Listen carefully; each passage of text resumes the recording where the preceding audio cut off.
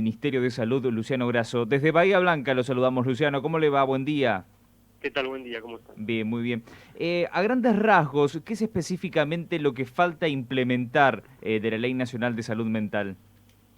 Bueno, a ver, lamentablemente bastante. La ley lleva ya 10 años, es una ley que en su momento se aprobó por consenso, digamos, por el voto de todos los bloques en ambas cámaras, y que ha sido una ley innovadora en términos de plantear un modelo de salud mental comunitario, integral, que garantice la accesibilidad de las personas que tienen problemas de salud mental a los sistemas de salud, y que en particular con lo que tiene que ver con los hospitales psiquiátricos, la transformación hasta la sustitución definitiva de esas instituciones, que en términos generales son instituciones de encierro, digamos, instituciones que tienen a las personas internadas en su mayoría por mucho tiempo.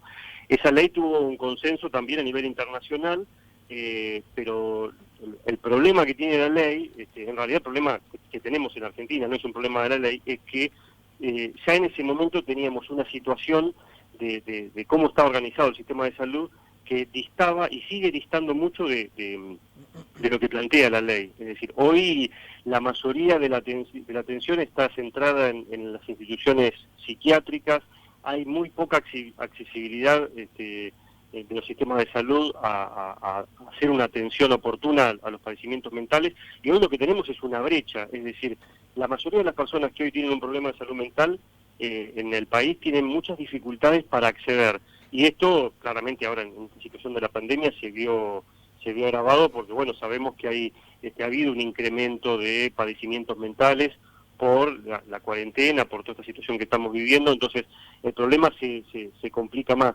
Y por otro lado, bueno, siguen existiendo muchas personas que viven en hospitales psiquiátricos, hay más de 12.000 personas viviendo en hospitales psiquiátricos, y esto es algo que como país nos debe alertar y entender que es tiempo de que haya una política pública que avance hacia el cumplimiento de la ley, pero no solo porque tenemos que cumplir con una ley que está vigente en un Estado de Derecho, sino porque realmente hay personas que hoy no están pudiendo ver garantizado su derecho al acceso a la salud. Ujú.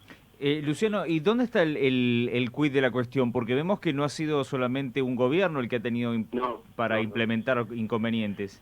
No, sin lugar a dudas. Es que un poco lo que te decía recién, la distancia que existe entre la situación actual, en donde hay que incorporar más profesionales en el primer nivel de atención, otro problema que hay es que los hospitales generales, que son los que deberían atender tanto las urgencias, cuando hay, pensemos, un intento de suicidio, una descompensación, una crisis de salud mental, quien debería atender esa urgencia es la guardia del hospital general. Y salvo excepciones, porque hay hospitales generales que trabajan y muy bien con padecimientos mentales, en la mayoría de los hospitales generales no atienden las urgencias, y si alguien se tiene que internar, tampoco se puede internar en ese hospital general.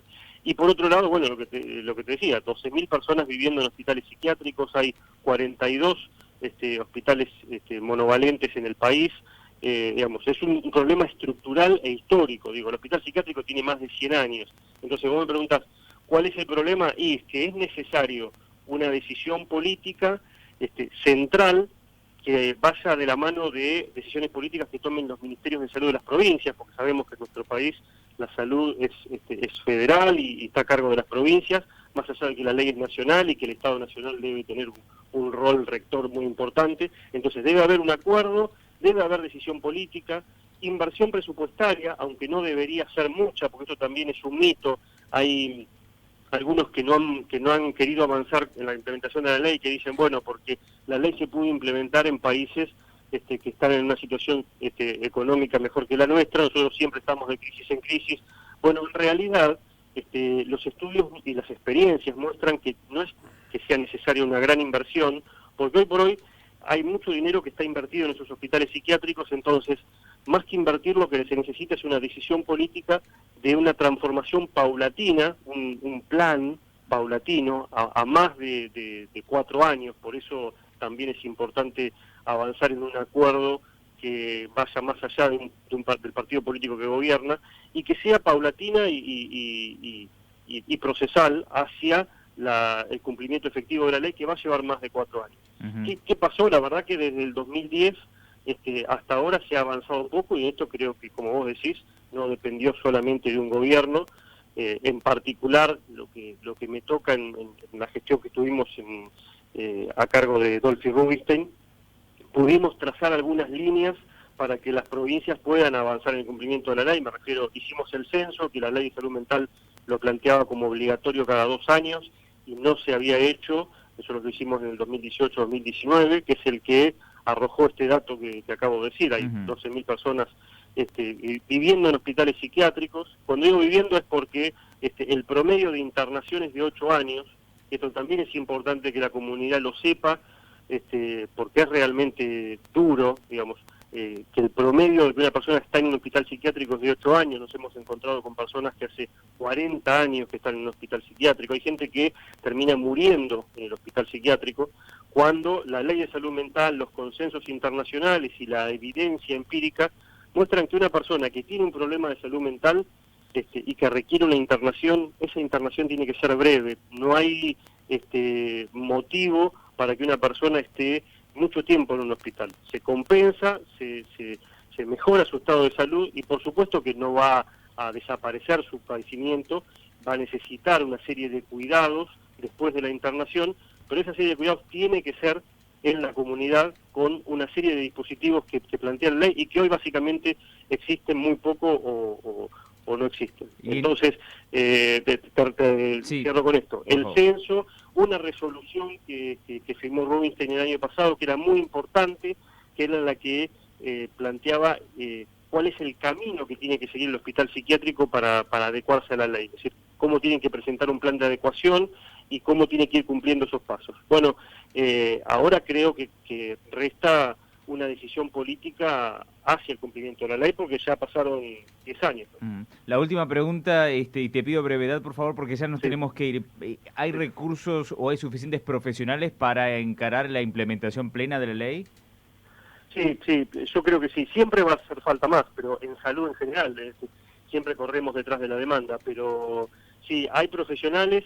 Lo que hay que trabajar fuertemente es en los cambios en la formación. También los profesionales de salud nos hemos formado para un modelo de atención que quizás ya atrase. Entonces hay que trabajar paralelamente en la formación, digo, psicólogos, psiquiatras, médicos de familia, trabajadores sociales, enfermeros, con un modelo de atención comunitario.